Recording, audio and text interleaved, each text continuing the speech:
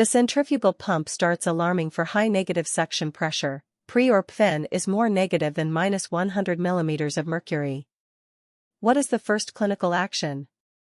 A. Increase the RPM to overcome the resistance. B. Give a fluid bolus and check for cannula kinking. C. Change the oxygenator immediately. D. Switch to a larger arterial cannula. Answer: B. Give a fluid bolus and check for cannula kinking. Explanation: negative pressure indicates an inflow problem. The pump is trying to pull blood that isn't there, hypovolemia, or is meeting resistance, kinked venous line. Excessive negative pressure can lead to hemolysis and cavitation. You notice small droplets of clear fluid on the outside of the oxygenator fibers, the exhaust port. What does this sweating usually indicate? A. The oxygenator is leaking blood. B. Humidity from the sweep gas is condensing, normal or early failure. C. The patient is fluid overloaded. D. The sweep gas flow is too low. Answer: B. Humidity from the sweep gas is condensing, normal or early failure. Explanation: this is known as plasma leakage or phospholipid coating failure. While small amounts of condensation are common, significant sweating can impair gas exchange by blocking the pores of the membrane. If POW2 drops, the oxygenator may need replacement. A patient on ECMO suddenly shows a flatline arterial waveform on the monitor, though the ECMO pump flow is stable at 4.0 liters per minute. What is the most likely cause? A. The patient has died. B. The ECMO flow is high enough to completely offload the left ventricle. C. Aortic dissection. D. The pressure transducer is clamped. Answer: B. The ECMO flow is high enough to completely offload the left ventricle. Explanation: in ECMO, high flow rates can provide total circulatory support, meaning the aortic valve remains closed throughout the cardiac cycle. While it looks alarming, as long as mean arterial pressure, MAP, is adequate and there is no LV distension, it is a known physiological state of total support. On ECMO, the patient's pulmonary artery, PA, pressures are rising, and an echo shows a dilated, non-beating left ventricle. What is the immediate troubleshooting priority? A. Increase ECMO flow to 6 liters per minute. B. Reduce afterload or initiate LV venting. C. Increase sweep gas. D. Administer a heavy dose of diuretics. Answer: B. Reduce afterload or initiate LV venting. Explanation: ECMO increases afterload against which the weak heart must pump. If the LV cannot open the aortic valve, blood stasis occurs, leading to pulmonary edema or LV thrombus. Venting, via an impella or atrial septostomy, is often required. A patient on ECMO has a POCO2 that has dropped from 45 mm of mercury to 20 mm of mercury in 1 hour. What adjustment should be made to the ECMO console? A. Increase the RPM. B. Decrease the sweep gas flow. C. Increase the sweep gas flow.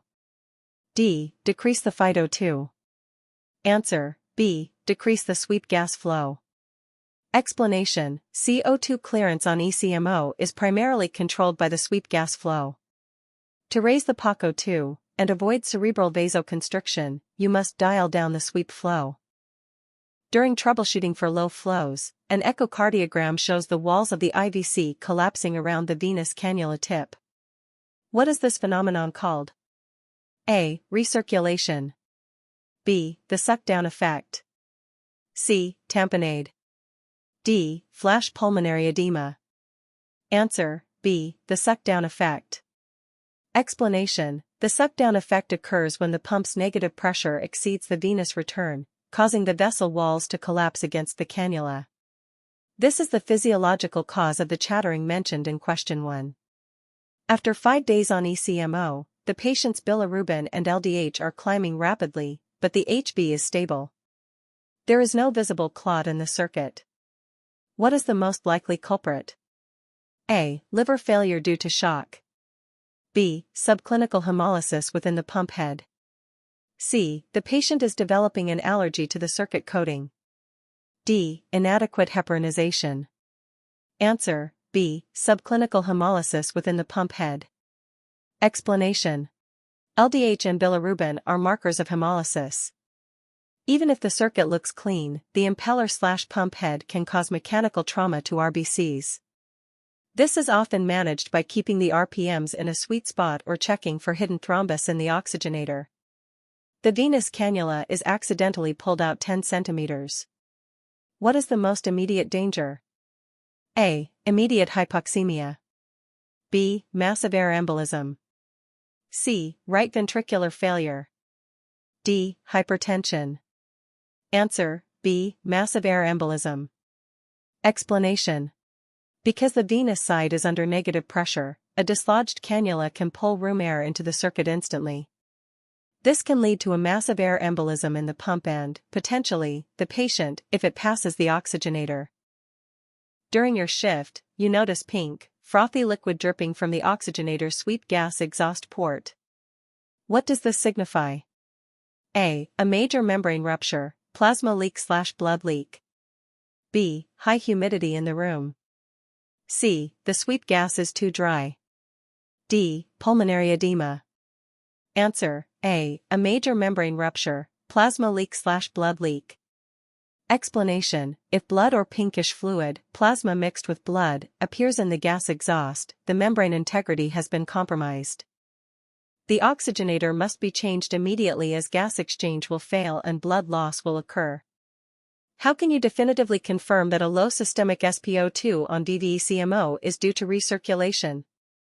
A. Check the PO2 of the arterial blood. B. Compare the SpO2, venous drainage, to the patient's systemic SpO2. C. Measure the patient's blood pressure. D. Increase the sweet gas and check for improvement. Answer: B. Compare the SpO2, venous drainage, to the patient's systemic SpO2.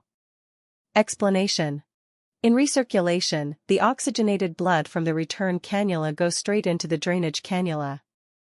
Therefore, the venous blood entering the ECMO machine, SpRO2, will have an unexpectedly high saturation, e.g., greater than 85% or 90%, compared to the patient's actual systemic venous saturation.